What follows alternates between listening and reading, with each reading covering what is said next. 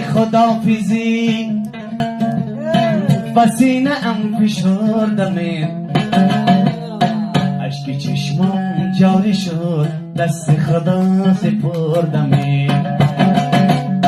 دلی من راضی نبود به این جدایی نازنین، عزیزم مرا ببخش اگه یه وقت آزردمت.